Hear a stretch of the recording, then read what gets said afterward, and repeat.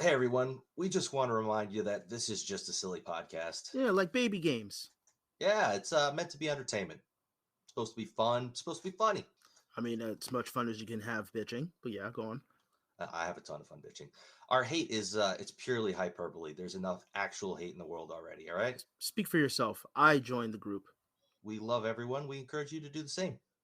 Yeah, okay. Yeah, we'll do that. We'll do that. Heck, you gotta try. And now on with the show.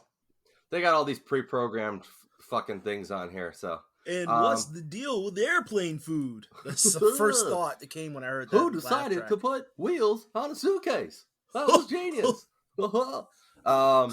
Wheels on the bus, more like wheels are a must, right? Wheels are a must. Oh. God, could you imagine running through the airport just carrying your big suitcase? It's like 40 pounds. That's actually really good. It's a really good stereotypical over caricatured version. What's up, everybody? We're finally back after a multitude of shit. I don't know if that phrase doesn't really make sense. Your nonsense.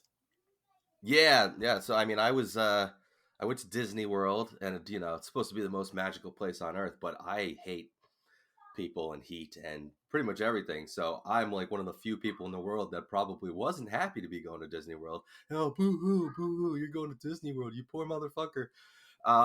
So we were in Disney for 8 days, and I'll get into that. And then got home on I think a Wednesday. Flight got in at like noonish. End of the day, all of a sudden my throat started bothering me a little bit. I was getting a little congested, and I was like, you know what? It's got to just be going from the crazy humid air in Florida to the super dry, because we have like a drought here right now. It's crazy what we did. It's crazy dry until today. Yeah, until today where it's pouring, but it was crazy dry air. And I figured I'm back where all the allergens I'm used to that are normally cause me to feel this way, because I typically have allergies up here anyway. And then the next day, I still kind of felt a little weird. And then about halfway through the day on Thursday, I just was like, okay, this feels like I'm getting sick. And I was like, oh, that's not good. And I took one COVID test, and it was negative. And then a couple hours later, I felt a little worse. And I went, I'm going to take another COVID test. And I took it, and it was positive. And I went, fuck! Immediately went over to urgent care, got a PCR test, came back. Well, it didn't come back positive that day. The doctor I spoke to over telehealth basically said, he was like, oh, you got a positive at-home test? I was like, yeah, but it was expired, so I don't know if it... He was like, no, you have COVID. So I got home, immediately went into isolation, was in isolation for 5 days. The day I came out of isolation, my wife tested positive for COVID. So literally the day I came out, she went into isolation. I'm just assuming she got it because, we were like, we're husband and wife. So like, we're closer to each other. We're playing next to each other. I don't know if that's an indictment on me, because when my wife got it, I didn't. And then when I got it, like months and months later, I got it from my boss. She didn't. We just completely veer away from each other. Well, I'm trying to make up, reasoning in my mind. Like Wednesday night when we got home, we were back sleep. It was funny, on vacation we slept in beds with the kids because we didn't think the kids would be good in bed together, or 2 queen beds. So we kind of switched off. But we were back in bed together and stuff. So I don't know if it was just, I don't know. I was trying to come up with a reason, because the fact that she didn't, because she took 2 PCR tests also while I was sick and were negative. So the fact that she didn't get sick when I got sick made me think I must have given it to her when I got back. And it was the perfect time frame. Like, she started getting symptomatic 5-6 days after I did. So it made sense. The kids don't seem to have gotten it. They were sick when we got home, but they had PCR tests that were negative all the time through the time. We've been testing them at home all the time. They were negative. I think my kids are asymptomatic because each time we had COVID in our house, my daughter tested positive, but she essentially had like no symptoms. Well, when my son had COVID back in like January, he literally only had a runny nose. That was it. And I just assumed it was nothing. I thought his allergies are nothing, but it was just so persistent. We finally had an appointment with the doctor, and she said, well, yeah, bring him to get tested. And we were like, he's got a runny nose. And they're like, bring him in. And of course he had COVID. But, at this point, if they did have it and they tested negative, they were out of quarantine anyway. It's been 10 days or whatever. Yeah. So they were well out of the the time period. Can you hear him in the background talking to himself? Yes, I was Okay. ignoring it because I do that with every child. You know, Yeah, having well, children it's myself at this point. school started today in our area, and for whatever The reason, first both 2 of days our are half days. yeah our kindergartners, because we both have kindergartners this year, had half days, which aren't even really half days. I mean, they went at, I don't know, almost 9, and they got out at like 11 something. That's not a half day. That's like a You third know or what? a quarter of a Okay, day. so I almost understand it. Like logistically, I understand it. Is so they, if they, had preschool or they never went to school, Right. it's easing them in. So I almost get it, at least for the first day or two. But Go, does hey, that? this is where you're gonna be.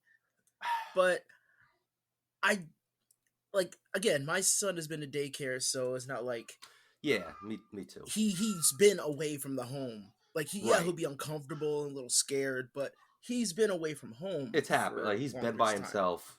Yeah.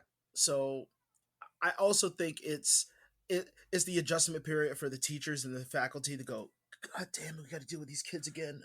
Yeah, but it's Okay, just okay. kindergartners, and is 2 They days really smell. enough The time? smell alone. They smell and they poop on things, and when I don't know how my son didn't get COVID, because he licked everything in, Oh, in Disney World. I just kind of assumed. I mean, we're standing in line for queues and stuff, and he's licking the banisters. I don't know. Apparently, it's a Disney World thing, because of course, I posted on Facebook. I went to Disney World and all I got was COVID. And I had everyone who 2 goes different to Disney friends gets message COVID me. nowadays. What'd you say? Out of every place that people go, Disney is like the easiest place to get COVID. Yeah, I mean, I should have assumed that, but I was kind of confused because it's You have Florida. social media, and how do you not know this? I thought COVID didn't exist in Florida based on what I've read, on social media. They don't believe in it, right? So I just thought it wasn't down there. But I had 2 different families or friends message me and be like, "Oh yeah, when we came back, either all of them or one of them got COVID." And my neighbors that live directly behind me went to Disney the week after, and the wife, they just got back, and his wife messaged me and went, "Yeah, I got COVID too," from Disney. So it's the most COVID-filled place on earth. Oh, So anyway, man. so Disney World was a trip. I'm weird. I don't like being away from home. I actually have anxiety about the idea. I don't know what it is. I used to always say I like being at home because all my stuff is here, and like that's kind of half true. Like part of it, it's just like everything I could need is in my home, but I just feel comfortable home. I don't feel comfortable when I'm not here. So part of it is not being home, and part of it is being in a foreign environment for that period of time. I feel like vacations, at least family vacations, are strictly for the kids, not for the adults. Yes. And you could say, well, you could balance it. You could do that. Well, you're lucky if your life works that way. Well, I that's know. not true. That's true for most families, but that's not true for my family, because my wife is fucking obsessed with Disney and has been bugging me to go to Disney World. I should say bugging, because she'll listen to this and she's going to want to hit me. But she's been asking to go to Disney World for, I think, the entire time we've been together. But I get your point. You're right. Yeah, it's for the kids.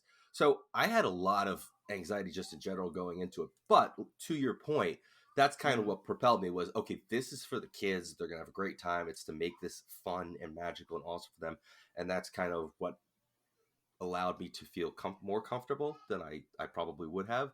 I know, again, I'm bitching like, oh, poor me. I got to go to fucking Disney World, which is crazy expensive, and this magical place that everybody like comes from all over the world to go see this fucking place. But to me, it was just crazy amounts of heat, crazy amounts of humidity, and fuck tons of people.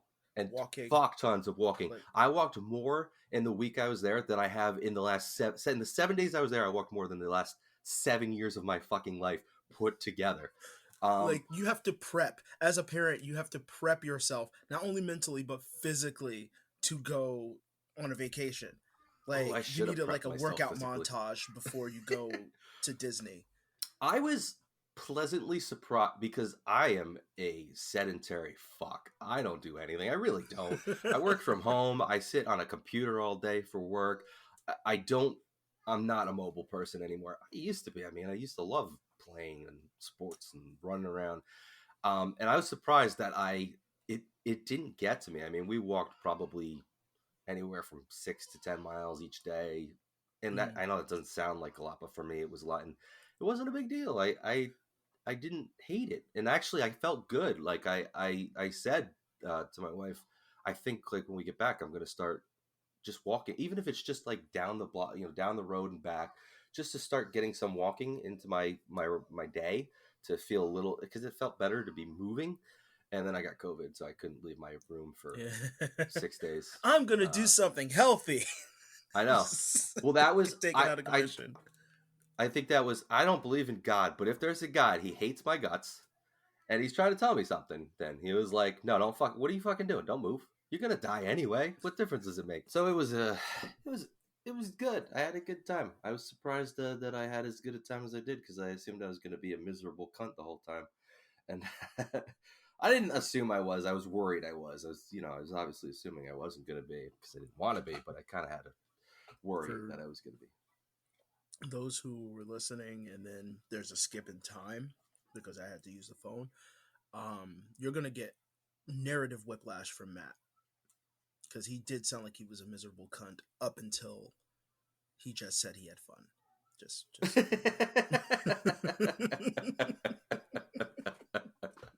No, I think there was once or twice that I went off the rails. The last day we were there, well, the day before the last, I mean, the last day we were there was the day we got on the plane and went home. But the last day we were in a park, we went to Hollywood Studios. Okay. Oh, we also did all 4 parks over the course of the time we were there, which I think was a little too aggressive. Probably would have been easier to do a couple parks. That sounds like your wife planned that idea. She did. Well, I think she wanted to hit them all. I get it. I get it. But it was probably you're going there. You might as well try. But yeah, at what cost? Well, because it was interesting. I wasn't too surprised, but the kids were also kind of along the lines of, it's really fucking hot and I'm walking a lot. so they got kind of tired early on. So what we did most days was we went to the park early. We were there for a few hours, 3-4 hours. Came back to the resort, spent some time relaxing. My daughter went in the pool with my wife. My son didn't want to, and I don't like swimming because I think swimming is just sitting in a big pool of other people's tepid, dirty bathwater. And everybody relaxed. Then we would go back to the park later in the afternoon for a few more hours, and it worked out nice. It was nice for me too. I liked the break in between. But if we had done 2 parks, we would have had more time in each park. We did do Magic Kingdom 2 days, but anyway, the last day, we went to see a Frozen musical thing. It was like a sing along, and we went in, and it was maybe 40 minutes, 30 minutes, I don't know. And we went out, and there's this giant ramp going out, but nobody was leaving. Everybody was just kind of standing there. I'm looking around like, why the fuck is nobody move, you fucks, move? And nobody was moving. And then I realized it's because it was fucking pouring rain. And we had a dinner reservation at one of the we only did like 2 or 3 dinner reservations the whole time, but we had a dinner reservation like literally like 15 minutes later. And we had to get to so my wife was like, we gotta go. We put ponchos on. It's pouring rain. The rain there doesn't go anywhere. So there's just like 2 inches of water on the ground. Yeah, my feet were soaked. I asked my wife, like, okay, where's the restaurant? She's like, it's this way. And we went that way for like 10 minutes. She went, oh, wait, no, it's the other way. We went another way for 10 minutes. And then oh, no, it's this way. And I finally just went, fuck this. It's already past our reservation time. Our daughter wanted to go on one ride, the Mickey Mouse roller coaster. No, Mickey Mouse train. I don't know, some train ride with Mickey and Minnie.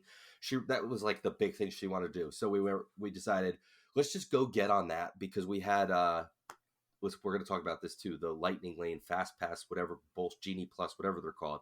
So we went and got on that, and then we left and got food back at the resort. So, but I was kind of a miserable cunt during that period because I was soaking wet. It was pouring. We were walking in circles in the fucking pouring rain. I was not happy.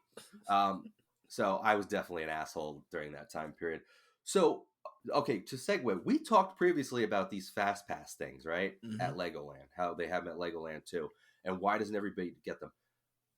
It seemed like nobody had them when we went. I don't know why, but the way Disney does it is you get this pass, and then you don't just go to the line. You reserve a time. right? So you say, okay, the first ride I want to go on is this ride. I'm going to go on it at 9 a.m. They give you the time. Once you go on that ride, you can do reserve your next ride. You can't like just queue them all up. You have to go on the ride and then you can go to the next ride. So we did that the whole time, and we barely waited for anything. I think we did one or two standby lines that were ridiculous, like 40-minute lines. Other than that, I don't think we waited more than 10 minutes for a ride. We would just, she went on her phone. She said, this is what we're going to. When the time came, we walked over there. We got in the line. 5-10 minutes later, we were on the ride. It was awesome. And I couldn't understand why everybody there wasn't fucking doing that.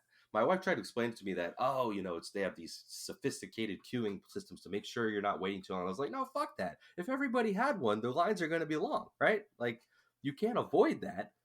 If there's a gazillion people in the park and the gazillion people have these things. No, I agree. I actually completely agree. But I almost can see where it could create a different system that they wouldn't think of if everybody did it, or if Disney was run like that. There was no like you just show up at Disney and then do your thing. You have to like get a reservation or something like that. Then everything would be kind of, I don't want to use the word mechanized, but it's the best word I could think of right now. So you can only have like 30 people that can have these queue slots, then 30 people that can have this queue slot, and 30 people who have this queue slot going into like these different things. So then the hundreds of other people who don't even live in the country that go to Disney, and all the people who do, or the people who build up enough money just to get to Disney, will kind of be screwed. So it's a weird I don't want to thing say it where like this because it works, but it creates another problem that I can see happening. Yeah, I don't know. It was I imagine that was awesome. I do imagine it was awesome. Well, the kids were really good. The couple times we did have to wait on long lines, they were impatient. They were kind of sitting on the floor, but they weren't whining or yelling. They were really good about it. But it was fucking awesome because we just show up at the ride. I'm looking at this long ass fucking line, the standby line going through all these zigzags through this fucking. The queues are nice the way they have them set up. They have them so that a lot of them are in shade or AC, and there's a lot of like pre-show stuff to watch. But I'm watching all these people in these giant lines, and I like go to get up there, and I'm like, oh fuck, look at that line. And then I'm like, oh, we're just literally walking. Like we get to where our line ends, and I could see the ride, like I could see the onboarding. They're quick too. Their turnaround is crazy quick. Like it's like every 2 seconds, people are getting on the ride the way they design them. But it was great, and I mean, I think my wife said it was like $15 extra per person, which I guess when you add it up over 4 people is a lot. But for that, to me, I was like, fuck, I don't know how you would not. Like, I guess, again, to like your point, those people that just saved up enough to get there, and that extra, whatever, couple $100 is a tipping point. I guess I'm fortunate that it wasn't for me, but it was great. I mean, I was so happy. It was just literally and it wasn't like Legoland where there was just took forever to get on a ride. Like people just like they get a couple people on and it took forever for the next queue. It's just constant queuing onto the rides the way they have it set up. So it was cool. We went on a lot of stuff. We saw a bunch of shows. I'm sure there was fucking buttloads of stuff that we didn't actually get to do or see. But we'll do that again sometime. So the trip was interesting. It was good. I had so much anxiety. I did take my Xanax with me on the plane because I was worried that I was gonna get, not because of the plane, but just the anxiety of the trip is starting. And I was high as fuck on the plane on Xanax. I only took one. I was like just totally out of it. That plane could have fucking dropped out of the air, and I would have been like, oh well. So, but I went in for surgery once. I want to say 2 years ago. It was an elective surgery. It was to make sure that I don't have any more oopsies with my kids. And yeah, I remember this. I remember when you got it. And it was a huge. We talked at at length about it, dude. I don't understand how it was so important to people who are not involved in my in my life, like with like my aunt getting upset at me about it. Oh, people were like weighing in on it. Oh yeah, like it's any of their business. Whose business is it? Yours and your wife's. My 3 friends had a full conversation on shrooms about me and me getting the surgery. A full conversation.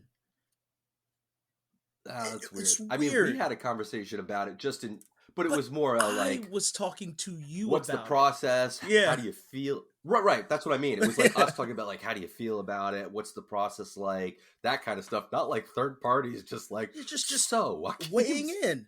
I'm just like, why are you that's weighing in on weird. this? I didn't even announce this to you. I was just like, hey I guys, couldn't I imagine might my be out of mother-in-law, commission because I'm you getting know? surgery. What surgery? And I stupidly just tell you the truth of what my surgery is. And now it's a conversation that went Yeah. on beyond me having that conversation with you. This is weird. And I'm not saying they don't have a right to have the conversation. You should be able to talk about things with your friends or it anything doesn't like make that. it not weird, though. Yeah, I'm not offended or upset about it, but I do think Doesn't make it's it just not so strange. funny that this portion of like it's not like I'm like, I don't want to have kids in the future and I get the surgery. It was like, I already have kids. I don't want more kids. No, yeah, So, we had a long discussion yeah. about this, and just that, like, it was like, I know that this is it for me. I don't want to have more kids. I don't think it's something I want to do. I don't think it's a responsible thing for me to do at this point because I don't feel like I want more kids. Mhm. This is why I'm doing it. And I was like, yeah, that makes total sense. And I'm in the same boat, except I haven't actually gone through with it yet because I'm a little baby girl. Oh, I'm sorry. I'm a little baby, period. It doesn't have to be a baby girl. I'm just a little baby. it was because you were talking about you taking Xanax. What was Xanax, right? Yeah, you said Xanax.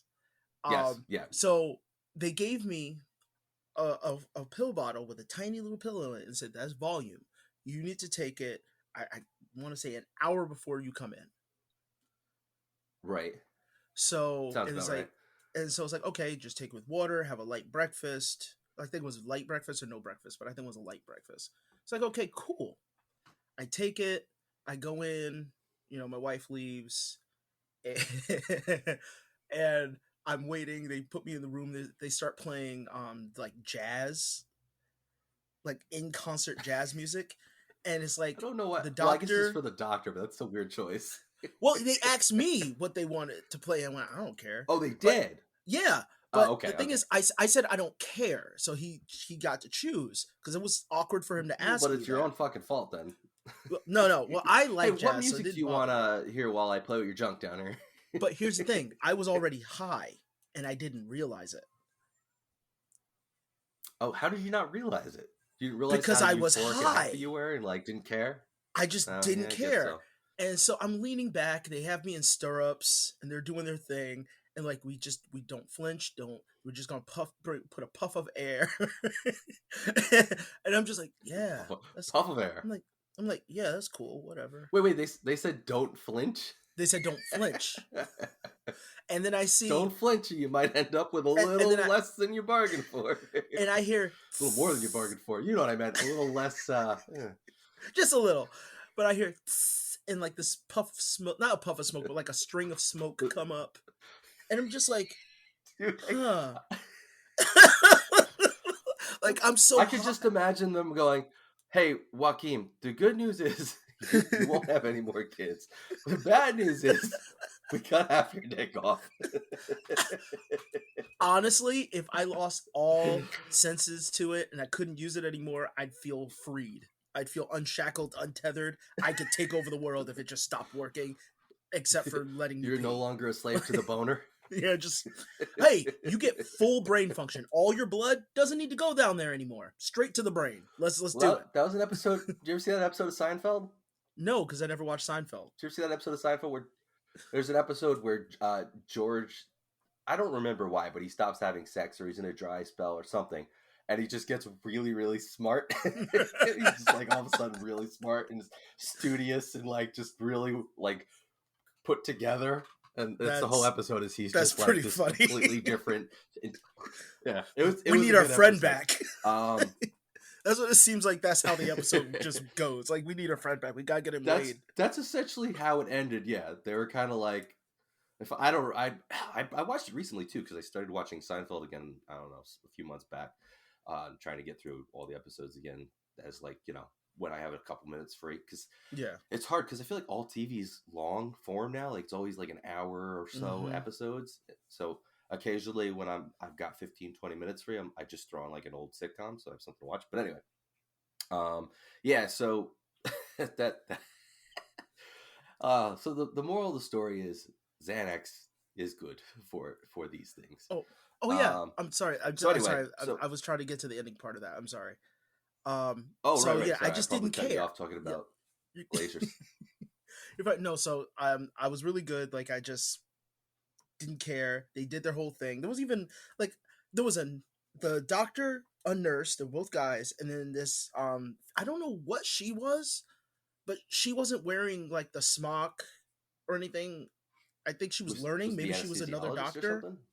I don't Oh, okay. know. Yeah, maybe. I was high by the time I met them, so I don't know.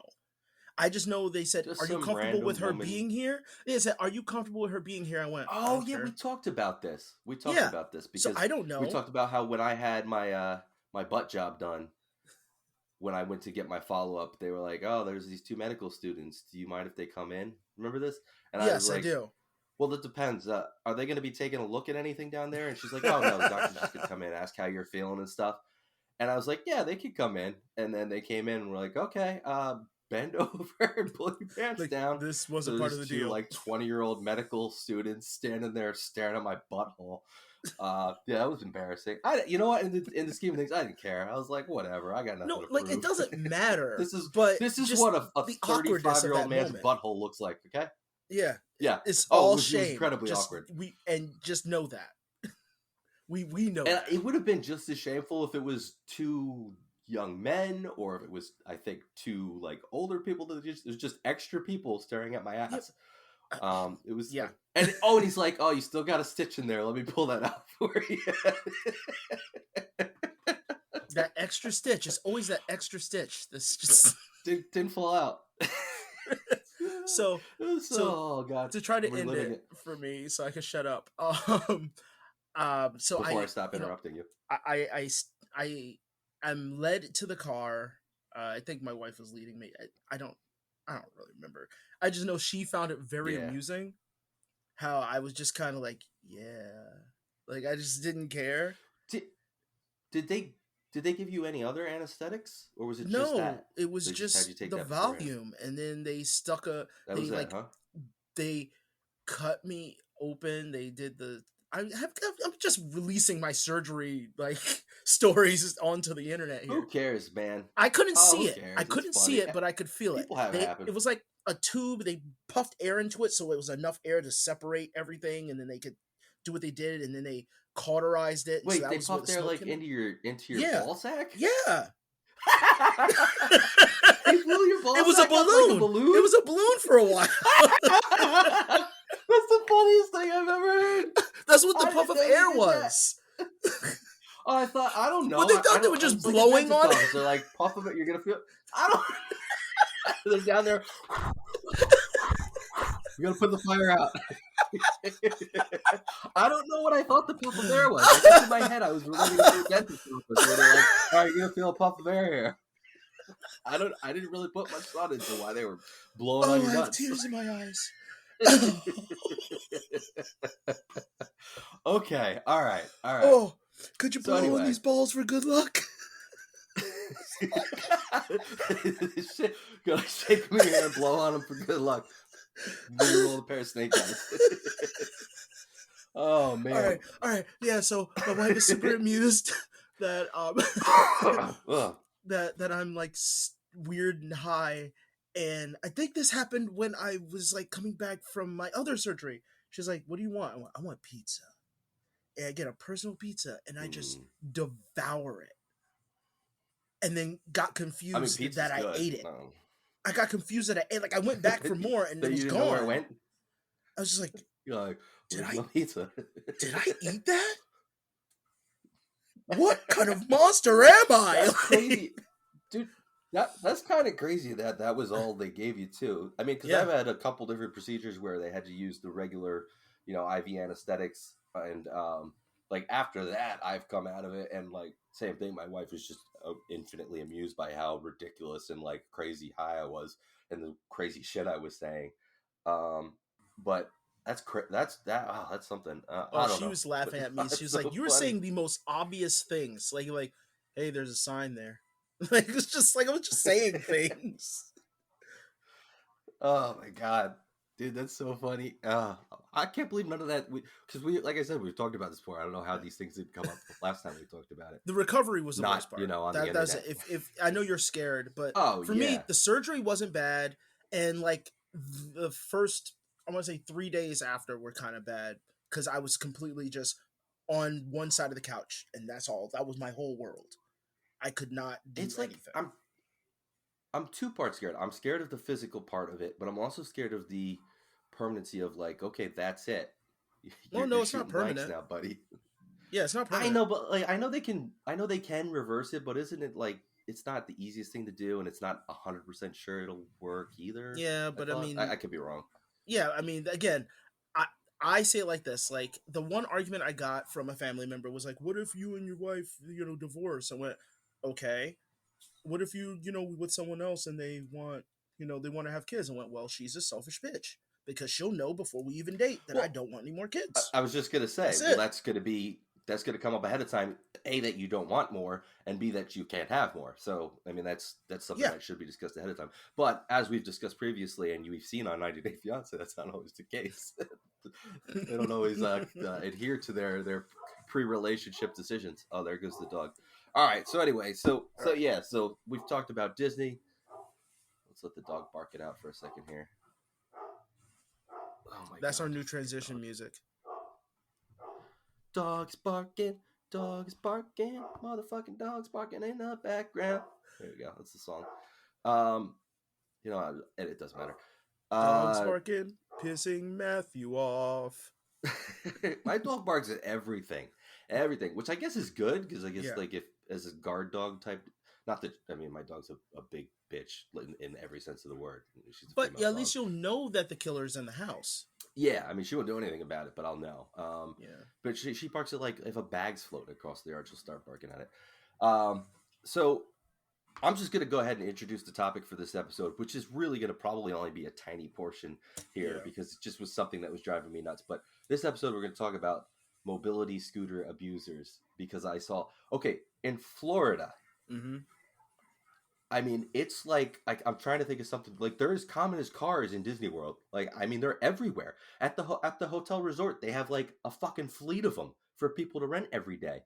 And I couldn't believe the amount of people I saw driving around on fucking scooters. Because I'm in my head, I'm going, bitch, if I have to fucking walk, you can walk too. And okay, I know there are people that absolutely need them. I know this. But I can't tell you the amount of motherfuckers. So here's what really pissed me off, right? The buses come to bring you to the parks. And if there's a scooter, they get on first.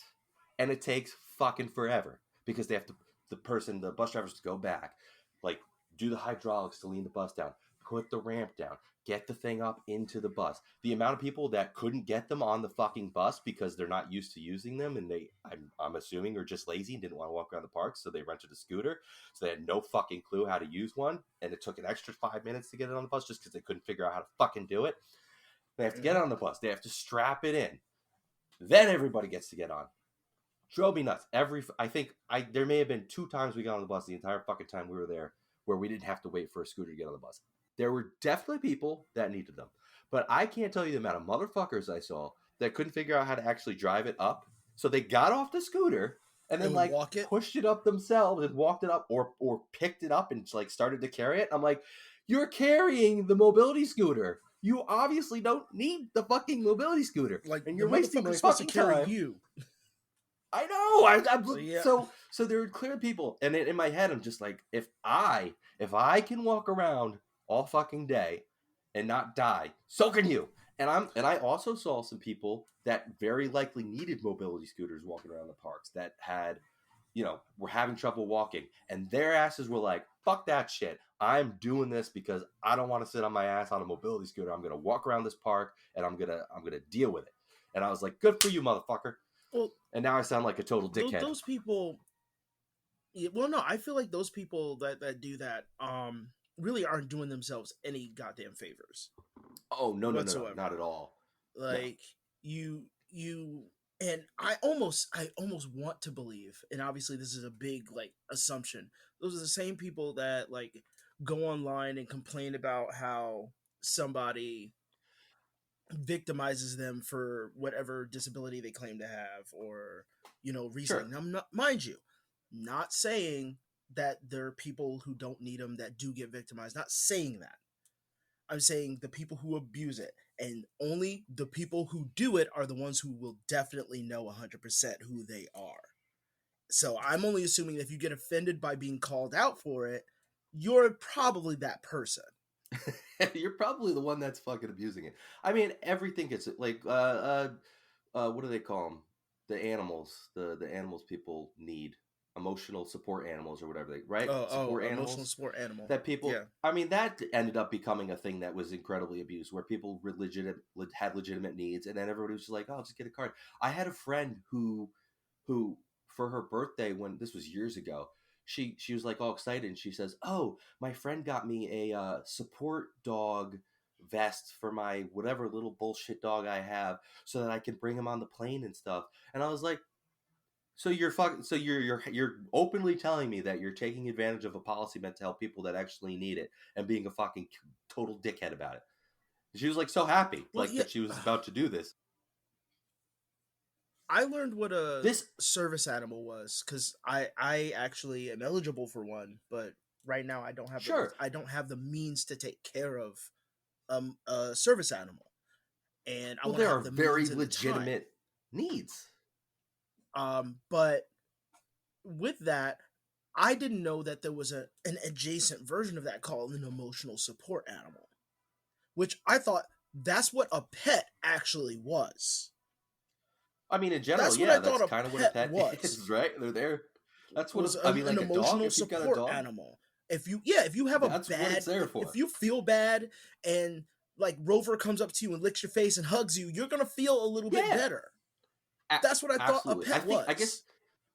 well, I think this label more applies to the ability to basically bring them wherever the fuck you want. So if you want to bring your Yeah. dog on a train or a plane or into a stadium and have it shit everywhere, you can just be like, "Oh, I'm sorry, it's an emotional support animal." And again, there are people, and here's the thing though, I think the people that legitimately need them are probably very, very stringent about how they use it, are Mm-hmm. probably mortified if the dog took a shit on the train or something like that. But yeah, so this, and you know what the other thing that I noticed about the scooters was I would see them everywhere driving around, but not on the lines, because the people would park them and then they'd go get on the line because they just literally did not want to walk around the park. They were fine to walk, they just didn't want to walk around the park. So they'd park them and then go get in queue. There were occasionally I would see somebody that would go into the handicap access area on one that legitimately needed it to get on a ride. And like I think occasionally they probably had to stop because some of the rides, like I said, are literally like you get on a conveyor belt and walk on it and get into the ride as it's passing by. It does not stop. Where they had to stop the ride for somebody to be able to get on, which is again a legitimate need. But that was the other thing. I'm like, I've seen nobody in line with these things. They're all parked outside. So it's just like all these people are just too lazy to walk around and are getting this mobility scooter so they don't have to walk around the park, which I gotta say was beautiful. Like Epcot, gorgeous. No shade, crazy hot, but a gorgeous place. They have this whole ring of I don't know what they call it, but it's different countries as you walk around the ring around this big lake or whatever it is, and it's gorgeous buildings, all different styles based on different countries in the world. It was a beautiful place to walk around, and I fucking hate walking. I don't walk unless I have to. I don't run unless a bear is chasing me.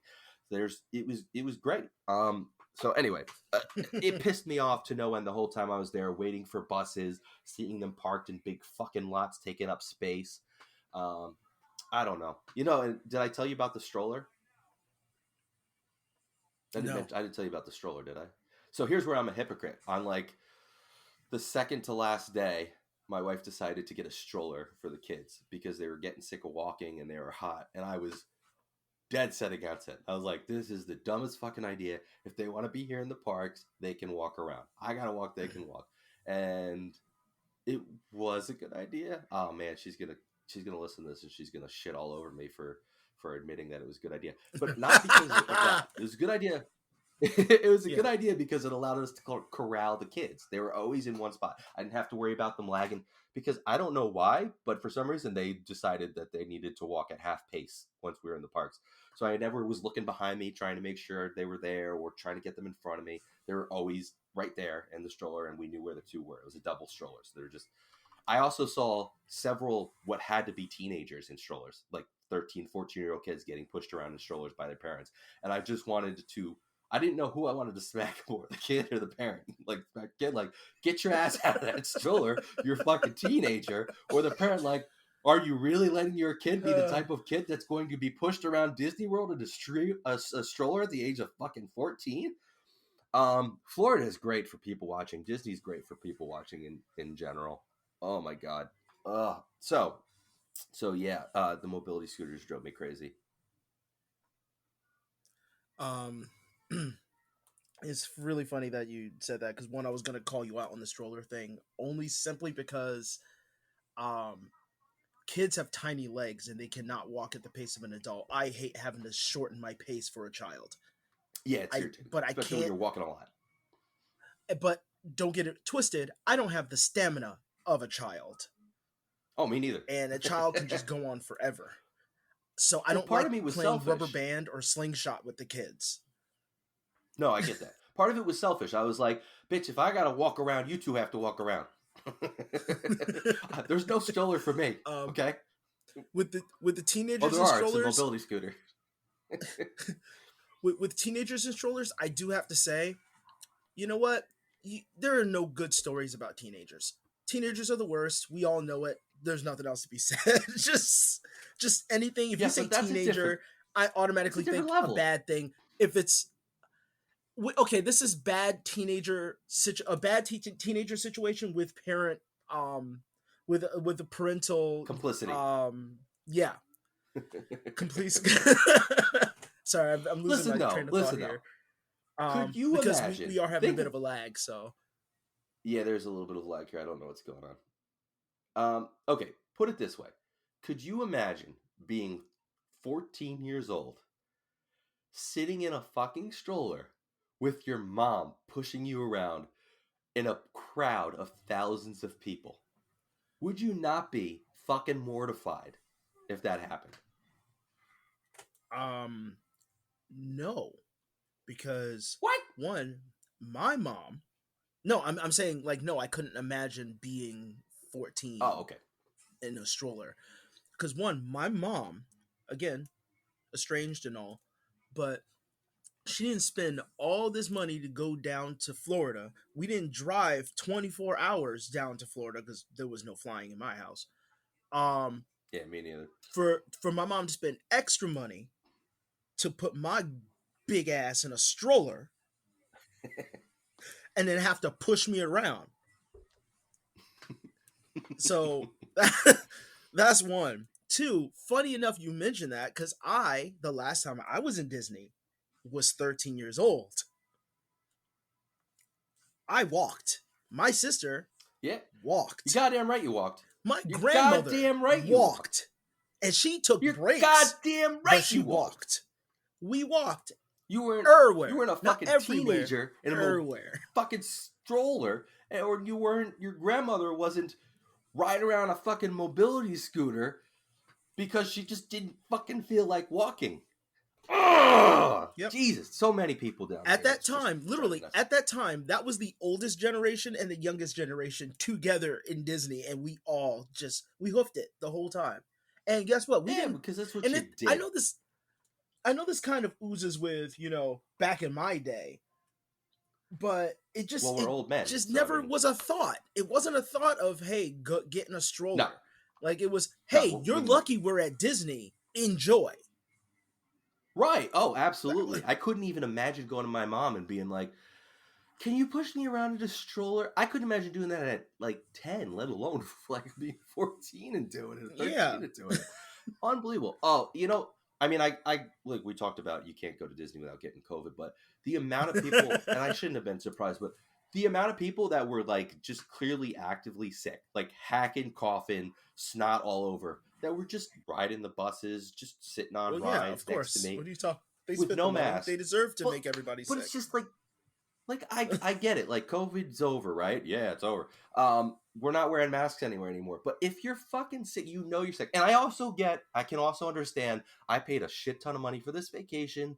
I'm not going to sit in my hotel room for 3 days because I'm sick.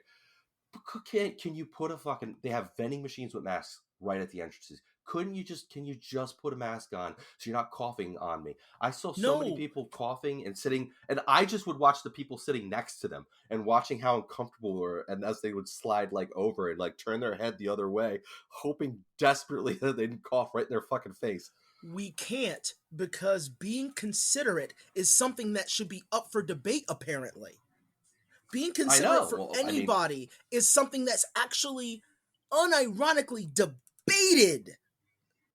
Can you imagine? Could you imagine this like years ago that like people would like actively fight for their right to be an asshole and not be considered like just Right? actively be like I have a right to be a fucking dick and do whatever the fuck I want, even if it ruins everybody else's life.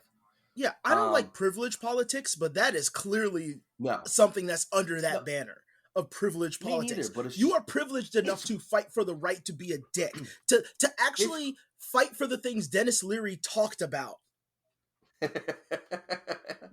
I listened to that in song Demolition Man. like a couple weeks ago, the asshole song. Yeah, but that's I what I'm just saying. listened to it a Like couple weeks ago. a comedian, he said that, and he may believe it or not. But guess what? Dennis Leary has done considerate things and inconsiderate things, and that was just his whole shtick. But you are unironically fighting for the right to be a dick, and It's then now, thinking like you said, you're right for it's it. now a political topic. Consideration and Like that's compassion for your fellow human, your fellow human for your fellow humans is your now fellow a topic human. for debate. My fellow humans. Yeah, and that Oh, fuck this. and the thing is, it's not that people are debating it. It's that are we not noticing that it's absurd to debate being considerate at all? That's absurd. It should I mean, be, we notice it, yeah, and I think a lot of people notice it, but I can't in my it's hard for me to come to terms with the fact that there may act that there not that there may that there are actually people that are actively debating it and aren't doing it ironically or facetiously. Like they literally think that they should be able to do stuff like get you sick if they want to, and like they yep. shouldn't have to be. And I don't know. It's ruined a lot of my belief systems have crumbled in the last couple of years. I know that like as soon as you saw the mobility scooter, that's just all of this just played out. Are you inconsiderate piece of shit? Have you seen anything about this movie, The Whale? I've heard stuff about it, but I haven't seen it. Okay, so well, I don't think it's even out yet. I think it just No, I mean premiered at like a I haven't festival seen or something. anything on it. That's what I mean. All right, so apparently Brendan Fraser's making a comeback. This is I think it probably his first big role in years and years, and he plays. And I don't know. I want to make it clear. I don't know anything about the content of the movie, which is Hmm. part of my point here. But the gist of it is he plays an overweight, like very obese man. I think something like 600 pounds or something like Okay. that. Not just overweight, obese. Who's struggling in life. I don't know if it's struggles with the fact that I'm sure that's part of it because I can imagine if you weigh 600 pounds, you're gonna have struggles related to that. Yeah. And his estranged, like dealing with his estranged daughter or his relationship with, she may not even be estranged, just his relationship with his daughter. I guess that's the core of the movie. And I have seen now so many people on Twitter bitching about the movie, and maybe they're right. That's my point. I don't know the content of the movie, but complaining about this movie because it's portraying overweight or obese people as sympathetic characters or something along those lines, like okay, oh, it's this I overweight would character, be. we're supposed That's to very feel bad for confusing. him. Oh wait. It One, may I'm finding it confusing because isn't all right. First of all, I would think that mainly people on Twitter are arguing the opposite, but maybe I'm because I haven't seen anything on. I've heard people talk about it. I do know what you're talking about. I think I saw like a quick clip of like Philip DeFranco talking about it or some nonsense. But one, if people are complaining about Brendan Fraser playing a 600-pound man, let's keep into that with depression. Let's keep it and relationship problems, or with like a daughter or wife. Let's be real. Brendan Fraser is really close to that real reality. That's point Because number one I the had. first thing people said about Brendan Fraser when they was like, "Oh, where did he go? He's been gone for a while," and they saw him again, was, "Man, he got fat." That was the Right. first thing fucking people did. They did that to Val Kilmer too, without knowing he was sick. Right, that's the first thing that popped into my mind too. Was like, wait a minute, I think Brendan Fraser actually did have struggles with weight and relationships and depression and like that. Hmm. Actually, is something that so I think not his even wife the divorced him. right, Um, right. So he had like all these problems. yeah, and he seemed to have clammed up. So that's issue number one because I have seen complaints about like they do about everything, which some of are valid. Casting um, uh, Charlize Theron as the Aeon Flux character, which I think we've talked about that we've talked about why that's not an Well, actual issue. But yeah, yeah. No, I think you're talking about Ghost in the Shell with oh, Ghost in the Scarlett Shell, sorry. Johansson. Because I was about to say, the woman in Ian Flex is just she's a woman, like a white woman. That's like No, so. that's well, Yeah, that was, but we talked about this a but while back yeah, that Ghost people in the made a big Shell. No, deal we out of did. it. But in the show, in the cartoon, she is a white woman, and people were She's complaining a that they no. cast a I'm sorry. white She's a woman. white robot. Like So well, let's either way, yeah, but and in the so movie, she's actually like you see the Japanese girl who has her brain put into a white woman right, body yeah, we is talked supposed to be about this. about transhumanism. So a white like that's when it's okay because it's transhumanism. Right. We had a discussion offline about this a while ago. Yeah. But to your point, yeah, people saying, "Oh, put Brendan Fraser in this role." It actually makes sense for him. But the other like I didn't understand the complaint I'm seeing that like it's fat phobic. It's fat phobic. I was like, well, don't all kinds of people get cast in sympathetic roles? Aren't there like deadbeat dads and hookers and like all kinds of different people get cast in sympathetic The roles, right? Joker. Yeah, the Joker. Joaquin I mean, Phoenix, the Joker. Terrible person, but the whole movie plays up for us to feel sympathetic towards him. Doesn't mean we know he's not a bad guy. We know he's a bad guy. Sympathy right. is not the same as agreeing with what somebody does. But that's not even the. I mean, that's not even the same argument. Like this is a Yeah. movie, and again, I don't know the concept of the film, but that's my point. These people coming up with these complaints haven't seen the film. They don't know what it's Yeah. about. The film may have very little to do with his weight His weight. Yeah. affecting his character. Being part of the storyline. Maybe it has everything to do with it. I don't know, but they don't know either. But I don't know how you could complain about that being fat phobic. Oh, they cast this. He's an obese man, and they're trying to make him a sympathetic figure. Like you're supposed to But feel we bad for him also because have he's overweight. reality television shows that do the exact same thing this movie is doing. And those are Well, popular and nobody's attacking them in that maybe way. I'm At supposed to least feel bad for the openly or in a big character. way. Sorry, I didn't mean to talk over you. No, I Maybe was just saying. That's maybe all I'm I was saying. supposed to feel bad about the character because he's got issues with his daughter or because Yeah. he's depressed. What does it have like why does it you don't know that that's the case yet. Anyway, and even if that is the case, they can't is that not okay to make a movie where that's I mean there's like you said Like there's sympathy is the problem. Like having sympathy right. for anybody is a problem now. How is sympathy a problem? But to your point, reality shows, there's My 600 Pound Life, which the whole show is about how terrible these extremely extremely obese people's lives are, and they usually portray them in a very negative light as they don't want to do anything about it. Oh, look, the doctor's trying to help them, and they don't want to do the work to make this better, and actually make them look like assholes a lot of time. But on the other side, there's that show, My Big Fat Fabulous Life, with the overweight woman that loves her life and she's happy and she doesn't care that she's overweight. She has a great life. She's happy about it. Yep. And so they portray it both ways there too. But like I've seen so many articles now again, Twitter's a cesspool to begin with, but I've seen articles too of Yeah, people absolutely. complaining about, oh, it's fat phobic to make a movie about this overweight man who's Oh a my god, sympathetic if character. I can't stand. Okay, all right. I hate the word phobic being used in everything, only because, and it's altering the word what phobia is, because it's an irrational fear of something. Right, yeah, it's When improper use of the somebody suffix. puts a rationale to what they are talking about, if they don't like it, doesn't mean they are afraid of it, doesn't mean what they're saying is irrational. If somebody says all fat people should die, that is fat phobic, because you are putting an irrational term to fat people. You're saying something irrational. But if you're going, fat people can't ride in every ride on Disneyland, that is not fat phobic. That is, No, that's just they facts. can't Yeah. ride every ride in Disneyland because they physically cannot do it. Yeah, I mean, I don't.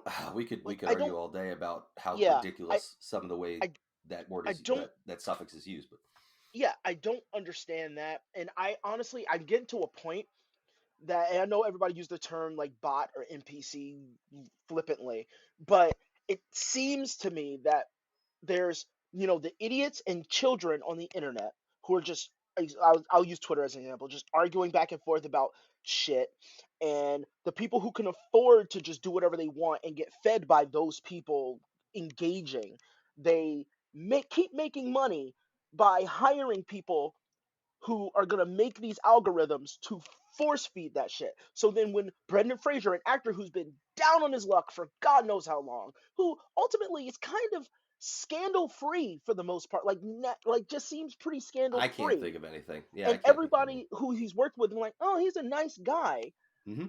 Absolutely. um, is trying to make a comeback in some sort of way. Because people were begging for him to come back, even after they chastised him for being fat and no longer a hunk, and all this nonsense about him. To say garbage about a movie that hasn't come out yet about him is so It, disingenuous and well, stupid. And the fact that and it's getting engagement is so annoying. I mean, maybe I'm wrong. Maybe there's more knowledge about the movie than I actually know. But it literally just premiered a couple days ago at a film festival, so I can't possibly think that all these people have intimate knowledge of the content of the movie. Right? There's probably a handful of people that actually do. My thing is, if this movie is getting, I don't know, and I doubt it will, and I'm hoping it doesn't. If this movie is getting more BS than the movie Cuties, because Cuties should never be forgotten, and Netflix should never be forgiven for it. Oh, I did forget about that movie. Um, Oh See, man, that you was see what I mean? We are oh. over mediated. There's just too much going on, How long ago was mind you. that? I want to say 4 years, maybe. I don't know. I only saw I can't believe reviews. it was only I yeah, only saw same. reviews on it. I never saw the movie Right. because I No, me was same thing. way too uncomfortable when the banner showed up on my Netflix account. I was just like, is this like about a girl dance troupe? And then the girl twerked, and I was done. My brain shut off. I felt like vomiting. Like, for the first time, my daughter was trying to be funny and she twerked, and I like was like, you better stop. Like, my brain just like went straight into, no, that is inappropriate. You don't do that at all. At least just Nope, because I nope. can't stop her from doing it, and I know I can't just stop her from doing it, but not in my presence and not at home. Don't bring that nonsense here. I just I, Oh my I just god. couldn't. I No, just couldn't. you're right though. You're right. I forgot all about the fact and that there were people defending it and like, no, it's just an artsy. Yeah, No, it's an fuck artsy you, film by a black fuck you. by a black French woman who apparently missed the memo that doing the thing that you are quote unquote criticizing is just doing the thing. Yeah, that was the best part. Like, It's just criticizing it. No, but you're fucking doing it by your criticism is doing the act. It doesn't work. It doesn't work. yeah, Ah, like it blows my mind that you can't do that. That's such a weak, disgusting excuse for that type of thing. Because it's a we very all, common because you're excuse like, though. well, this is wrong. Yeah, I do know stabbing somebody's wrong. You didn't have to stab my brother in order to tell me that stabbing people is wrong. Oh man, so have did you see the stabbing spree in Canada? No, why did that segue so easily? Oh, I know you talked about stabbing, and it just came to my mind because it's another thing that was infuriating me the other day. Um, and I'm infuriated. I'm pre-infuriated. I'm preemptively infuriated. I guess there was a stabbing spree in Canada just within the last day or two, Oh my god. where I don't, and I can't even remember all the details. I don't know if it was one kid or a group of kids, but it was a decent number. Like I think double digits, like 10 or so people killed in the stabbing spree in Canada. And I just my brain And it's terrible that this is where my brain went. My brain didn't immediately go to sympathy and, oh my God, that's fucking horrible. My brain immediately went to, I can't wait for somebody on my social media to go, see, Canada doesn't have Mm-hmm. a lot of guns and there's still stabbing sprees up there. A bunch of Yep. people got killed. As if, shooting sprees don't happen every fucking day in our And in country. That one schools. instance. Yeah, this one instance of a stabbing spree in Canada is the same thing as dozens and dozens of them happening in our country every single fucking day. Not dozens a Yeah. day, but multiple a day, dozens a month.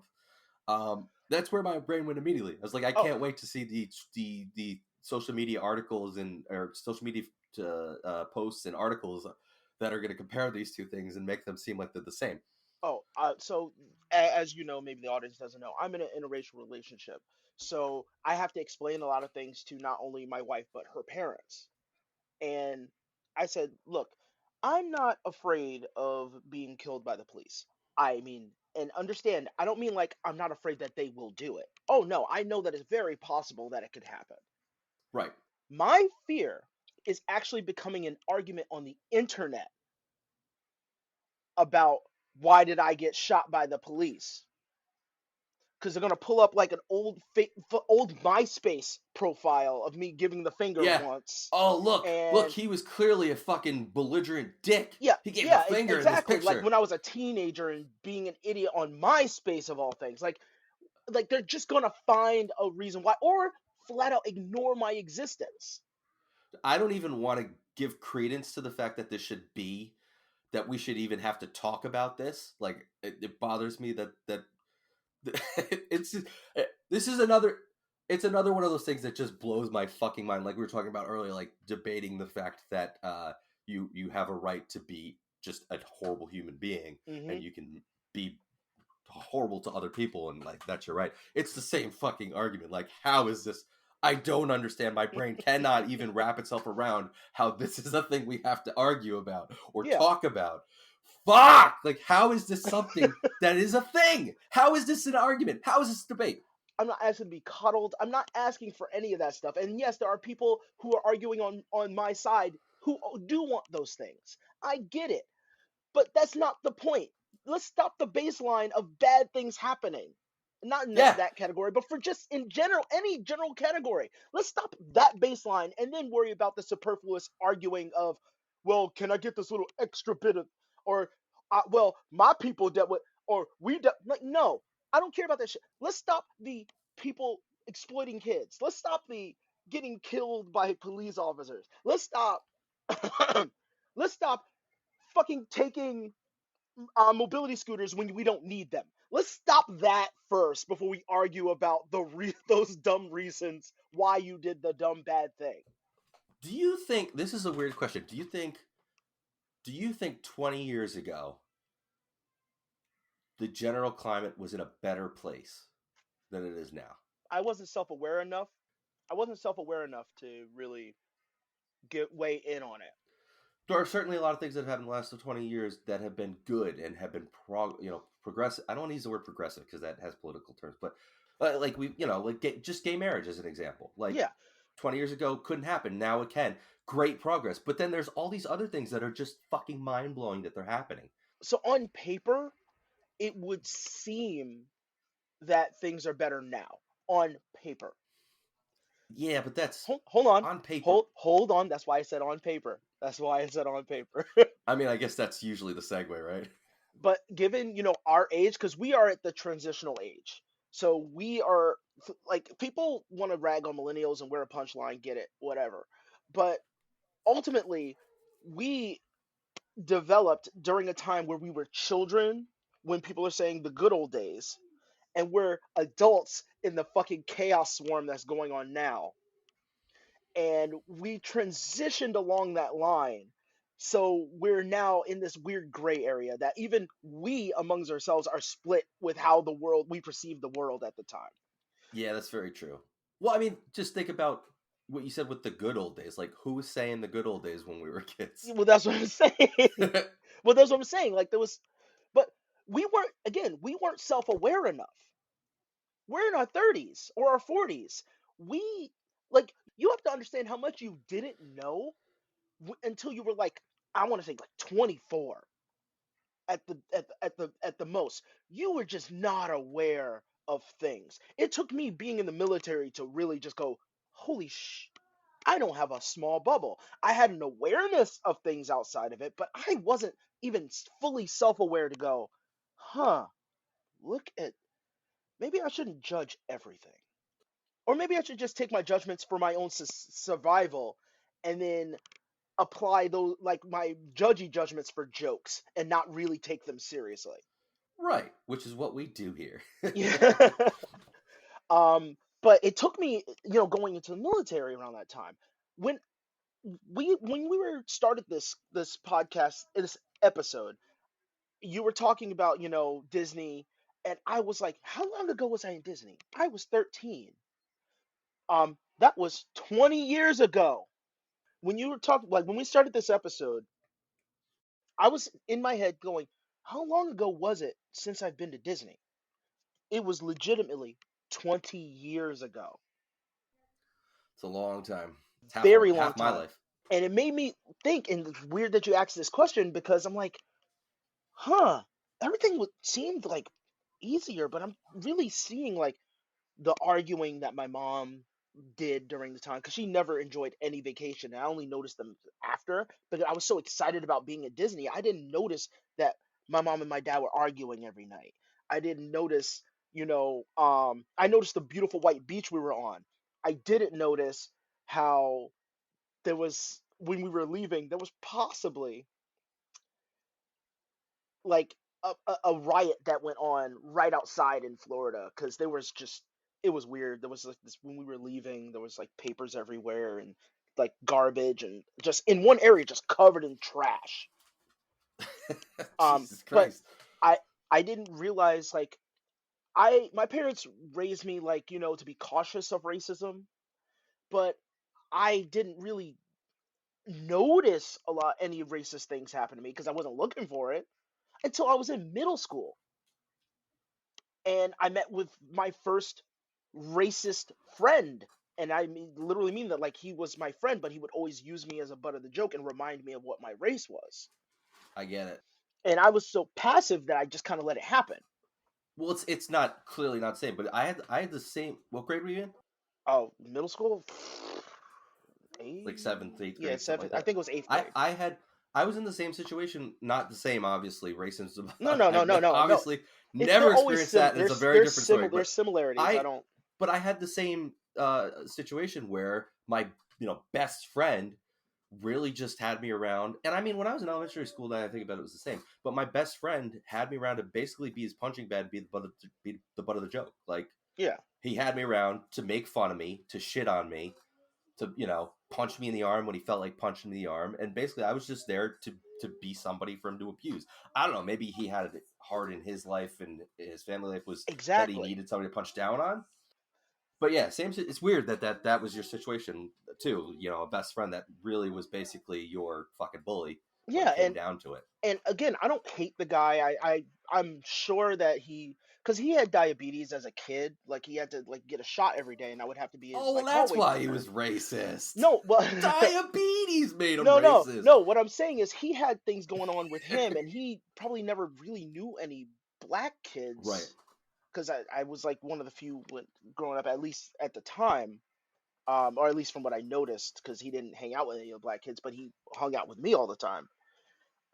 Like he was probably venting a certain way, his parents were probably a certain, like there was reasons. Could I have sympathy for that? Yeah. Do I forgive those actions? Hell no.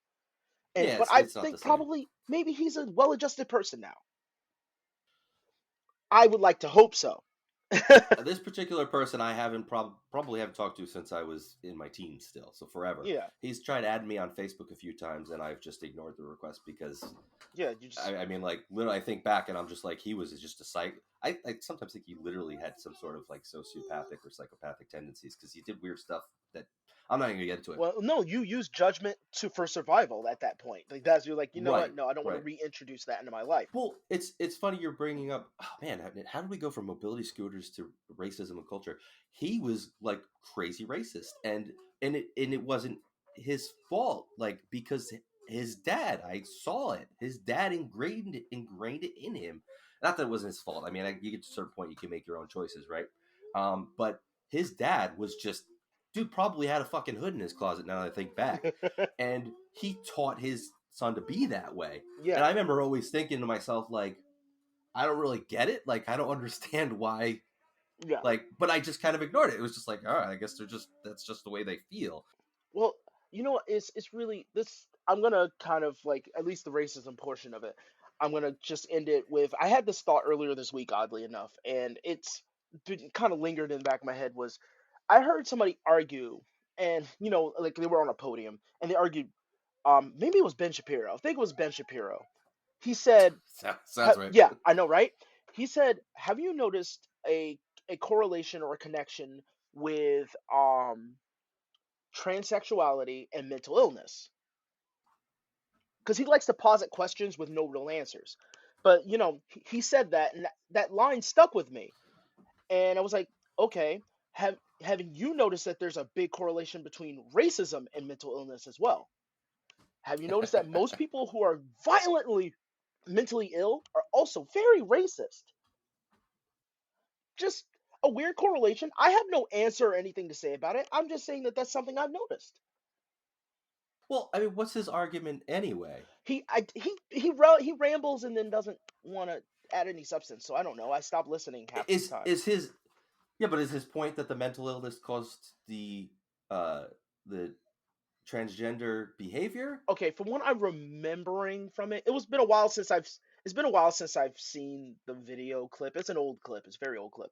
I think he was a debate at a college, and with the transgender debate, he's saying, he believes that transgendered people are mentally ill, like there's something chemically wrong with them, but not through their gender, but through their brain chemistry. Which I think that's half of the argument. That's Isn't that humanity in, though? Isn't but that's what I'm everything saying. about us Like, chemical? what is That's illness? so Like, stupid. the illness is if you are a danger to yourself and others. That is the Right. illness. If you cannot function, is an illness. Like, I have this complaint all the time when people use the terms OCD because I am actually I don't know what's clinically yeah, you're OCD. diagnosed. And the important word there is disorder. Yeah. That people forget. Disorder. It literally creates disorder in your life. Not like, oh, I have to have the pills certainly on the couch. I just got OCD.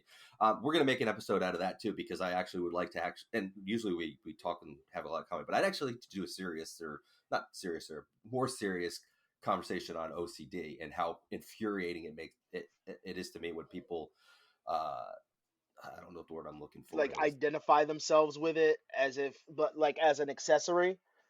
Right. I was gonna say it's not like the casual like, oh, I'm OCD, sorry, like bullshit. It's the people that, like you said, identify it as it casually, like, oh, sorry, I'm just OCD. No, you're fucking not. We'll get into that in a different episode because I'd actually like to talk about how infuriating that is and how it's affected me and how it makes me so angry. But anyway, how did I even start talking about this? I think I kind of segued us. Yeah. Well, my point is, isn't it the other? Wouldn't it, if anything, be the other way around? Like, wouldn't the fact that you're dealing with this mammoth thing in your life that you're biologically one gender and you identify as another, wouldn't that be what causes mental illness? Where you're depressed or that's what's being argued. Like, but that makes more sense to me than the other way around. Like, if I had to pick, I don't know. Again, I keep saying again over and over because my brain is resetting. For me, one of my favorite games is the Deus Ex game series is the Deus Ex series. And anything generally cyberpunk or futuristic. And transhumanism is a huge thing in most of those games. And Yes. I think Mankind Divided, or it might be the first one. The first one of the reimagining of it. Yeah. I haven't played. It's one of those games that's been on my list forever, and I still haven't played it. But I even though it's not like a perfect game, I love the story of it, and I love the idea of transhumanism. I was more interested in the world. They were literally in the transition of, they're starting to add cybernetics and things to people. They're helping veterans. They were helping the disabled, and with that, you would think computer chips And like, well, if a manufacturer makes your leg, would it be like a repo man situation where they would repo your leg if because they own it, their branding is on your, the robotic part they give you and things like that. This makes a good point. Like I'm thinking about the Star Wars universe, and in the I think it was the Boba Fett series, there had the whole little cybernetic. Did you watch the Boba Fett I series? haven't seen it yet, but They had the whole little gang of like cybernetically enhanced. oh yeah, like they called them the Power Rangers. I saw an article on them. Yeah, but then I kept thinking back, and I'm like, aren't there people in the Star Wars universe that have like like bum legs and shit? Like, Yeah. I don't. How does that add up? Well, that's Anyway, what I'm saying. Like, there's a movie that most people don't tend to like as a musical, but I kind of like it. It's called Repo Man, and I think the movie Repo Men was based off of it.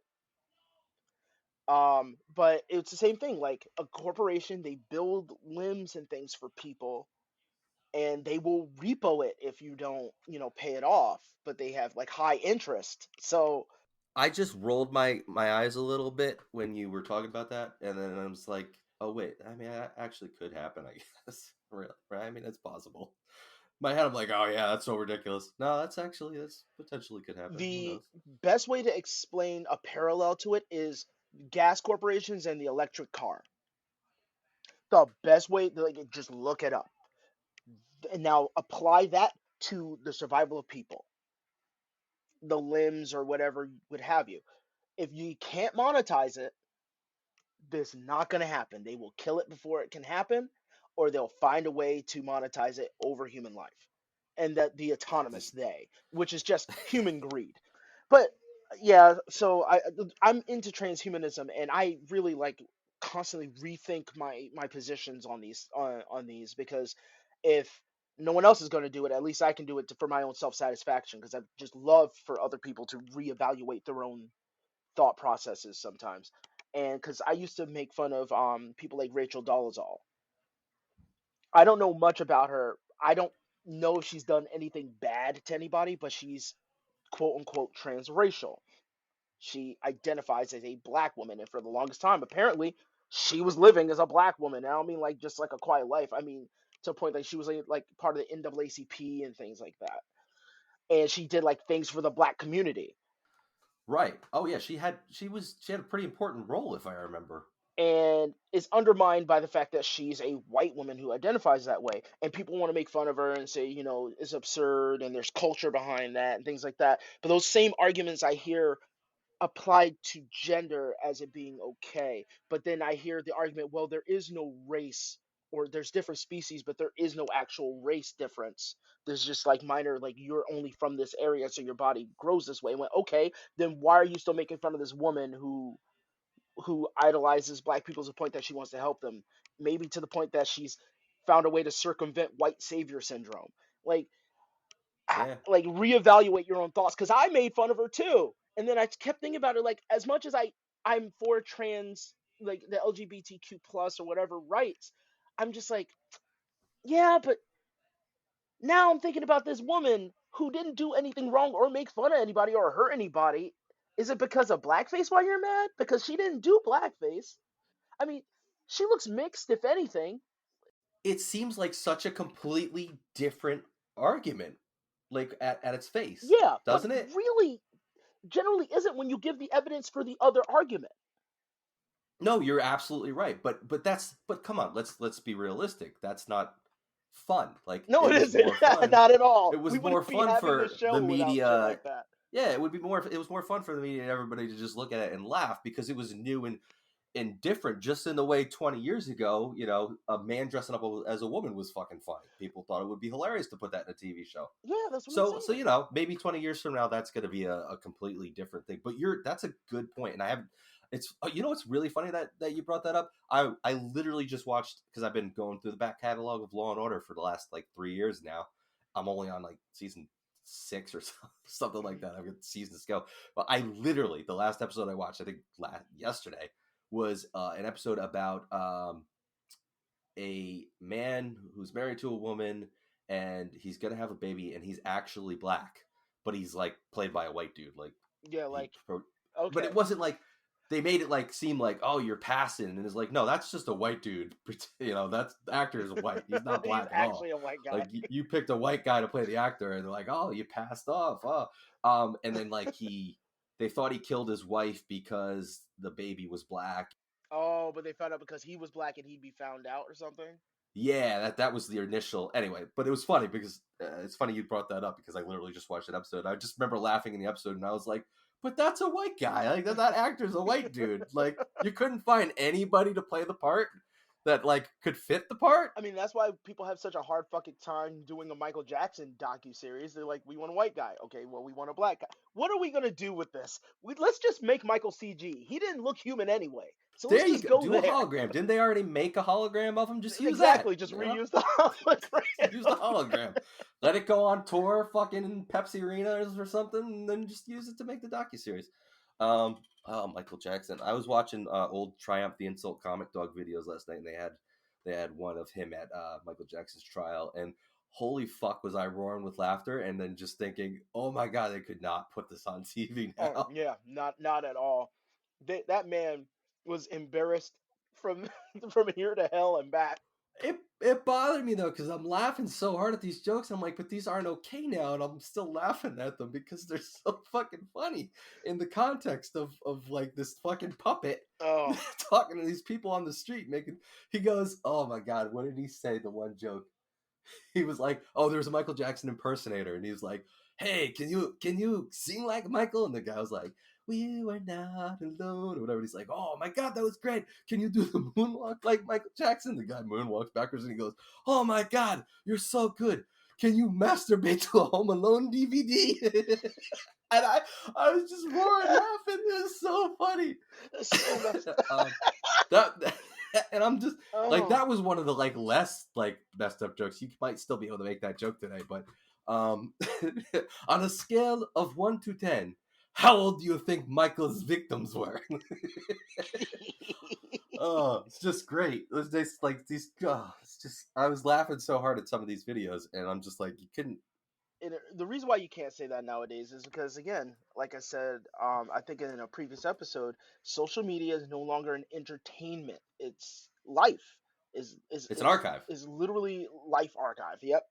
And it's a problem to a degree because people in general will get lost and forget. This isn't their life. Context. And just like and we hear it all the time with like an actor, they play a character really, really well, and that character happens to be a bad guy, so people treat that person, like that actor, like shit because they just can't. Well, even in pro wrestling heels too. Yeah, Same that's what I'm thing. Like, saying. you hear the Like, stories. be self-aware enough to know that yourself, if you like to hear it or not, are not so brilliant that you will always be able to be fully aware of your thought patterns or how It's you feel literally about impossible. things. Like Completely impossible. the guy that played Joffrey quit acting because he played Joffrey too good. Well, so did the kid that played Anakin in Star Wars, because people were so mad He at was a his child. portrayal, which is just he's just reading he's a child reading a script somebody else wrote for him to read. Like, he didn't fucking write it, you know? And he quit acting too because people hated him so much for the way he portrayed Anakin Skywalker, reading lines somebody else wrote for him at the actions of a director that told him what to do. But to your point, like, thought processes are fluid. I mean, things change over time. The way you feel changes over time. The way you think about things changes over time.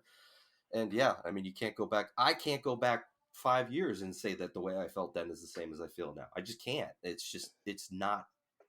And I mean, there were some major world events that No. happened in those 5 years. But even superseding those events that occurred in the last 5 years, I still think I think differently now than I did 5 years ago, 10 years ago. And so overall, I just feel like we're still just hairless semi-apes screaming over a campfire, but that fire just so happens to be a laptop.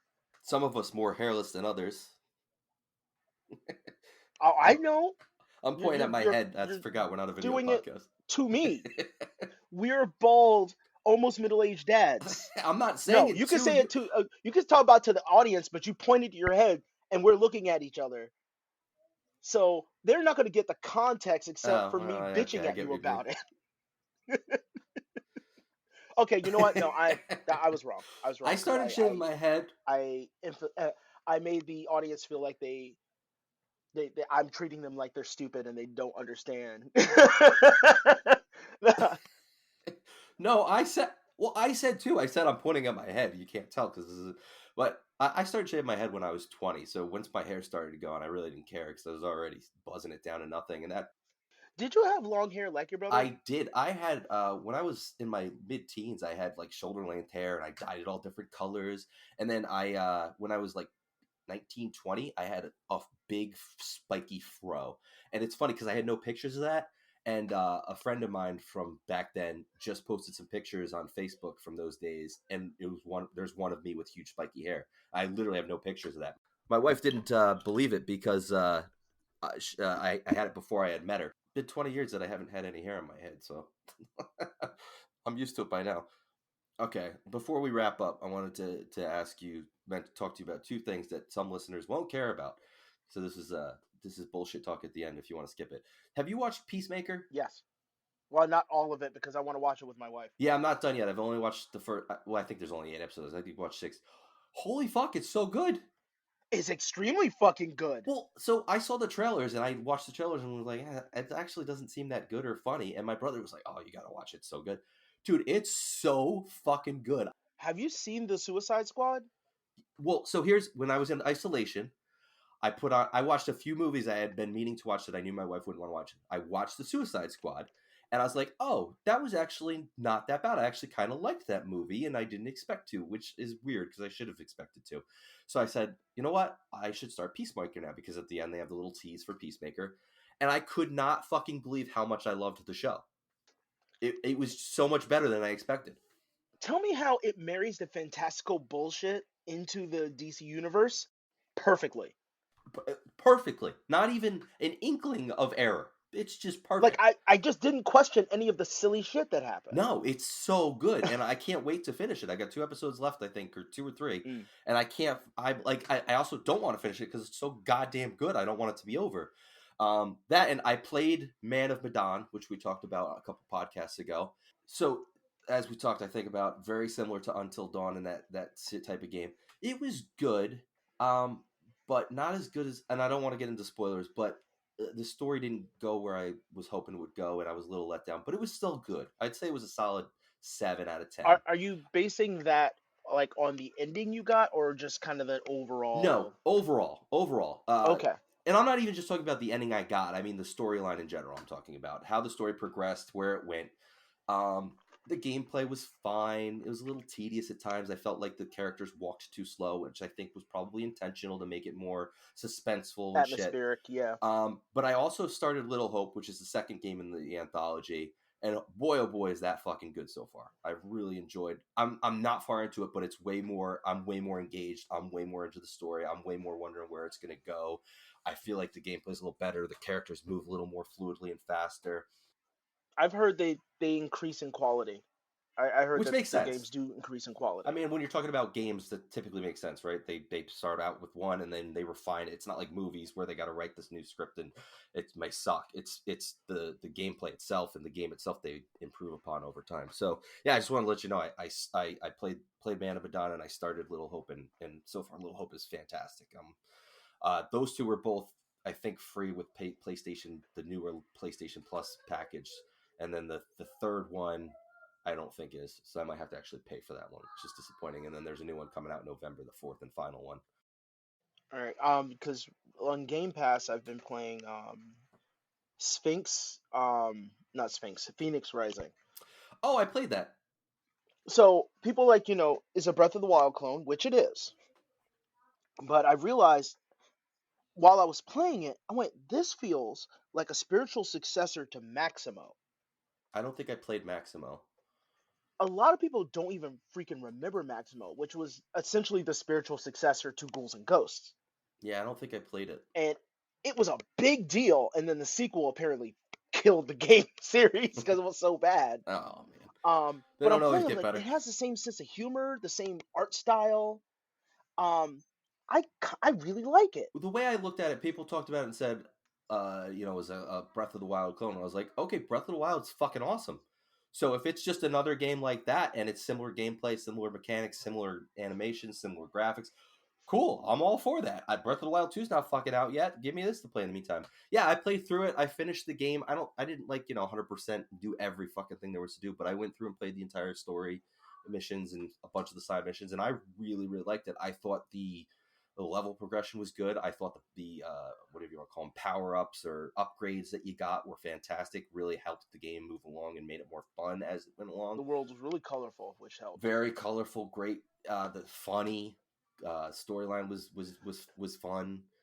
I love the banter between Zuth and Prometheus. That just helped me with the game, and the fact that your main character is such a goody two shoes, they play it up as a joke. Great way to narrate the story. Yeah, worked out really well. Yeah, I had a good time with that. I was looking into this game Tunic. Have you heard of that? Which is another very Zelda-like game I've heard. Top-down isometric. You play like a little fox guy. Yeah, I wanna play that soon. I've got so many games on my list now. I still haven't even started Horizon Forbidden West, which I've had since it came out in like May, and it's just been. I love the first one. It's my favorite game of all time. The first one. It's so good that I don't want to start the next one because I just don't want it to end and then not have it anymore to look forward to, which is so stupid and silly. Trying to 100% it, and like it looks really good. The first one was so goddamn good. I mean, if all they had to do was make it the same as the first one, and it would have been amazing. And I heard it's better. So I'm not a huge SNL fan, but SNL's been around our entire life, so it's not like we haven't seen anything on it. And there's good and bad episodes. It's just SNL is a force of nature as opposed to just being a good show or a bad show. Absolutely. In my opinion. Yeah, I started watching it again. I don't know, maybe 5-6 years ago now. After I watched it in the '90s when Will Ferrell and Sherry O'Terry and all those guys were on. Yeah, made it like have its big. I don't know about comeback or what, but it really made it a thing again. And then I stopped watching it for a long time. I don't think anybody like consecutively watches SNL, to be really honest with you. Like they'll stop after a few years. Yeah. But this, what was it? They're one of the more underutilized actors, I think. But I mean, I think he only does Weekend Update is Michael Che. Michael Che's hilarious. His stand-up is great. Michael Che has amazing stand-up. I didn't know until my dad gave me his HBO Max password that he had a show on HBO Max called That Damn Michael Che. Oh, I didn't know he had a show. It's on season 2, and I love the formatting of the show. It's a variety show. It's like Dave Chappelle, it's like just the Chappelle show, right? Because in the format that he's talking to an audience, and then a skit will happen. But the way it is he's talking to his audience during a stand-up set. Oh, really? And the skits I like that. all have like a very thin narrative that connects them. Okay, that makes sense. That reminds me of Mr. Show back in the day. Yeah, it's very much so. Just like, actually, that's perfect way to put it. Very much so like Mr. Show. Yeah, similar. There's like a narrative kind of woven throughout each skit. And Michael Che's sarcasm just oozes in every freaking skit. Well, man, I can't wait to watch that. Oh, it's so good. I was in tears in season 2. Season 2 really went off. But we can't compare it to Chappelle's show anymore because I don't know how I'm supposed to feel about that show now. I don't know if I'm racist for thinking it was funny or if it's okay. So let's just compare it to Key and Peele because it's similar format. Okay, because that's the more acceptable version. Well, Key and Peele was fucking amazing. Oh no, it's a great show. No, I still go and watch. There was only the third season was kind of not right. That was different. They didn't do the audience stuff. They did. They went the way of Chappelle. It was the same thing.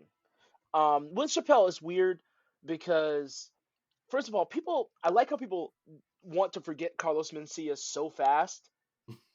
I do like it because I don't like Carlos Mencia as a person, but it's funny because his shtick was clearly the Chappelle show. Like, it was obvious Mind of Mencia followed the formatting of the Chappelle show, like, to a T. No, you're absolutely right. But nobody references his show as a copy to the Chappelle show when it clearly was that. I don't think it's not that nobody references it as a copy. It's nobody references it, period. Period. That's it. Yeah, you're right. Like, some people people even stopped doing the DTD thing because that brings a lot of problems. Because I used to like Carlos Mencia's like stand up like before he had the dementia. And like one of my favorite jokes was like, no matter where you go in the country, if it like being Hispanic, you're a different type of Hispanic wherever you go. So you go to New York, you're Puerto Rican. You go to Texas, you're Mexican. Like I love that joke. Yeah, it's funny. And it stuck with me because I believe it. Like, Oh, absolutely. I could see it um, 100%. and but when I watched the show, I was like, this show's not funny, and he became a caricature of himself. Or maybe that's the real him, but he just seemed like a caricature of what he showed on the show. That's part of why he got blown up after. And I mean, I think it was Rogan really that blew him up, right? But part of it was the joke stealing, and part of it was he's not the caricature he portrays. He's not this guy he portrays. He's putting on an act. Which I mean, like, I You're don't know if that's supposed a to, like, yeah. I don't know if that's a problem. I mean, that's common. Like a lot of people, a lot of comedians put on an act and say like the person on stage is not the person they are. well, there's a difference between being a performer and being a clown. And I It's think true. on Mind of Mencia, he leaned more into clown shoes. Clownery. Yeah, I want a word for that. Clown he was just foolery. sucking on the clownerillium, and his stand up kind of went that way where it was just no substance to it from what I like gathered. But growing up, I don't have a clear memory of it because I was a baby man. Right. Um, but yeah, I'm not. This wasn't me trying to like chastise him. It was just me sort of going. His show copied the Chappelle Show Yeah. format, but yeah, we'll gauge it on Key and Peele.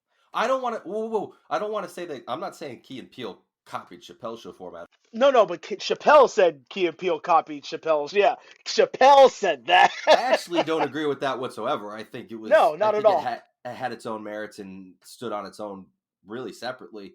Well, it was still his format. It was still the same format, but that was Comedy Central pushing that format on anybody. Sarah Do you mean Silverman, just the like general they were format all of? copycats. No, it was just the style format, and even his still format was still based kind of on oh my god, it was an old variety show. It was a variety show hour, and it had the same format where he would talk to the audience and then a skit will happen.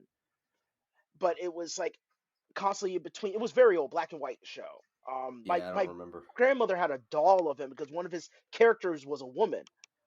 A blonde, like it was a black guy. He's blonde. Somebody's gonna correct. I'm gonna answer it because I can't think of the guy's name. Flip Wilson. Flip Wilson. I think it's Flip Wilson. I'm That thinking could of. be it. I don't know. But it was very similar format. But there wasn't any format where like you would talk to the audience and not like and have them answering back and like having a conversation. I I guess. can't remember any variety show that really did that. Well, Mr. Show did it. Mr. Show did that. Okay, again, Mr. Show, but I didn't watch Mr. Show, so for me, Chappelle was the first one. But you're right. You are absolutely right. Either way, I mean I don't see that as an intellectual property. Like this is how you do a show. Like people, you're gonna talk to an audience and then show skits. No, at least I noticed this online. People complain about format all the time, like exact format. Not like you take the bare bones of the format of like, introduce skit, and then skit. But then like, well, I want to introduce the skit, but I want to do a game show between my skits. But I Like mean a that's game what show with art the audience is. between skits. No, Like I'm any I'm not art saying that's wrong. is going to draw upon previous art. Like nobody just No, comes up I with I something. absolutely agree, and that's why I'm saying that Key and Peele was doing that, but not acknowledging like the actual copy of his show Right. Yeah. was Okay. I get kind what of you're saying. weird to me. Like I'm I not mean, saying that they're it's wrong for Chappelle. doing Like that. he could say and do whatever the fuck he wants at this point because he's super fucking rich and everybody loves him for the most. Well, not everybody. Everybody that loves him will never stop loving him. Yeah, like he has a whole. Uh, Oh, the he's fact got his that group of haters. the fact that Prince, from what I remember, Prince going, if they do a biopic on me, Dave Chappelle. Like for me, I was just like, him. He got Prince and Rick James to like really like him, Yeah, yeah. like, from making fun of them essentially. That guy's got it made now, man. He's specials like aren't even specials. He's just like, I'm gonna go do some shit, record it, we'll put it on Netflix. Oh yeah. If you look at his old stuff, he did sets and then after the breakdown and all the chaos that happened, it just turned into like this cold, irreverent, like dead inside kind Well, of. I don't blame him. I mean, I get it. Yeah, Like, I don't either. Like one thing I'll always give Dave Chappelle, he and people want to talk about like he's disconnected and greedy because of the the thing that happened with the housing development thing. I have to say this man chose himself and his family over greed. Most people, especially in the entertainment industry, would not do that. no, that's definitely rare. Very rare. And he didn't even announce it. He just left. And his absence is really what was louder than anything else. And I mean, that's rare with just basic greed, like just little simple greed, not even like this, holy fuck, that's a lot of money greed, to come out of it that way. But anyway, I've said but anyway several times because I've tried to segue into different topics and we've been talking so fucking long. Yeah, it's going to be a lot of editing. I'm sorry. No, it's not going to be a lot of editing. I love fucking talking forever, but then I worry and I'm like, is anybody going to listen to us talk for 2 fucking hours? No. Like half hour, 45 minutes, maybe an hour, 2 hours? My worth wife of us didn't talking? make it into a half an hour of our show. My wife listens to everyone in full, I believe. I think she tried to, but I interrupted her and she just never started again. I think my wife's listening to it so she can find something to yell at me about. I'm just kidding. She's going to yell at me about this now. Man, this was a really good, fun, long conversation. We talked about so much. We had to make up for all the delay. This is a makeup episode, and we're gonna. I think now we'll be on a pretty regular schedule. Don't say that. That will curse us. Fuck. I mean, fuck that. Knocking on wood. But seriously, our hope is that we could be on a pretty regular schedule now. Things are back to normal routine in our homes. So that's the hope. So guys, subscribe if you like listening to us complain and bitch and talk. Share it with a friend if you feel like helping somebody else listen to us. Or if you hate somebody and you hate us, just tell them to listen to us. That way we don't. It's a net one. Oh, net yeah, game, or net zero. Sorry. If you hate the podcast and you hate somebody, tell them to listen to it because they'll become the listener that replaces you. Feel free to weaponize us. It's okay. Yeah, I mean, just unleash us on whoever you don't like. We'll take the listeners that way. That's fine. Thanks for listening. We hope you all have a good week, and we'll talk to you soon. Take care. Oh, shit, I hit the wrong button as usual. Ready? Here we go. How'd I fuck that one up? Every time. Fucking stupid computer.